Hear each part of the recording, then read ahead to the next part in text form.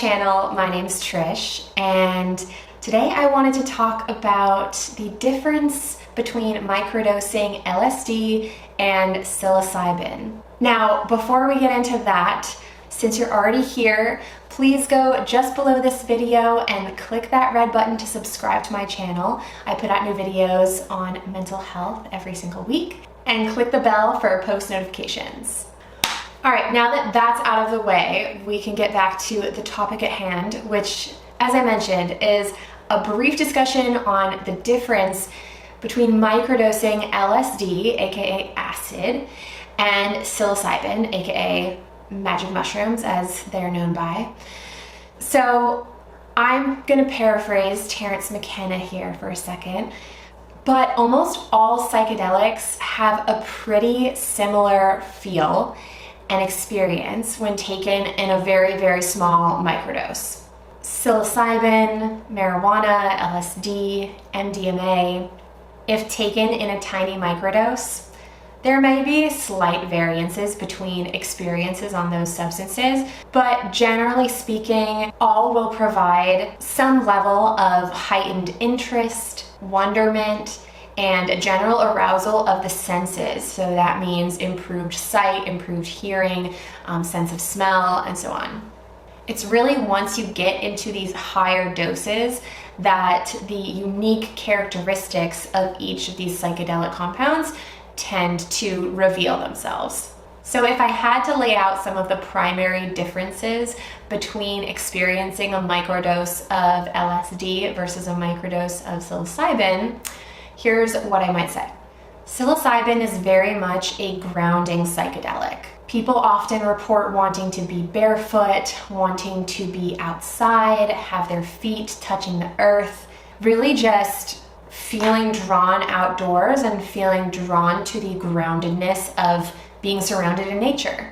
Because a lot of your senses are also heightened, like your hearing, your vision, your sense of smell, people report feeling drawn back to these kind of primal selves. And it also feels like a very intelligent psychedelic in that this fungi brings its intelligence with it when you consume it. And from a body feel perspective, it's a very full body experience, and it almost feels like your body is kind of humming all over or emitting a very light and vibracious energy. And a lot of people do report psilocybin feeling like a much more introverted experience than LSD, for example, which tends to be more cranial. And people's revelatory experiences while taking LSD tend to be more externally facing. They tend to be more about the outside world, whereas psilocybin, it does tend to feel more introspective and introverted in that way. LSD is also not quite as grounding or grounded as psilocybin is.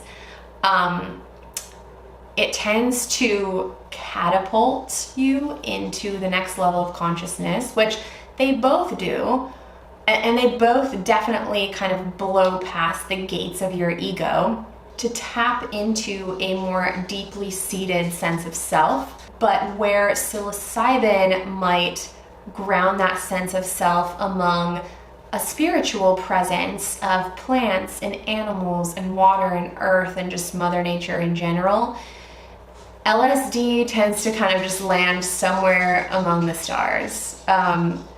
It just tends to be more heady. I don't know how to better explain it than psilocybin. The psilocybin experience tends to kind of spread out like this and go outwards, and LSD experience tends to go up. Yeah, it just tends to be more heady, I would say, in general. Now, both LSD and psilocybin have been shown to be very beneficial in building empathy. They also both can produce the most beautiful, intricate, colorful, impossibly geometric shapes and visions when you close your eyes. I have heard a lot of people say that it's one of their favorite parts of microdosing is at the end of the day, they close their eyes before they go to bed and they just see these intricate, colorful, geometric shapes just kind of floating by. And it really reminds you that the human brain is capable of so much more than what we're using it for in the day-to-day. So, is one better to microdose than the other? I have to say, I think it's personal preference. Both are currently being studied for their effects on mental health disorders. And from the research that I've seen so far, both are showing very promising results. So with the information that is currently available, that's out there, I would have to say that from a microdosing perspective, I think it's really personal preference. Now, when you start talking about more macro doses, that preference may feel a lot stronger one way or the other. And as always, I have to say that psychedelics are not for everyone. I do not believe that these should become pervasive substances that everyone should have in their household. By any means, they are not to be toyed with, especially if you are suffering from any sort of mental illness. I highly encourage you to talk to your medical care provider, because I am not a medical care provider. Now, there are states in which clinical use of these substances under the supervision of a licensed medical care provider is legal. So if you are interested in looking into participating in something like that under a clinical setting, I would highly encourage you to research any goings-on in the state in which you live.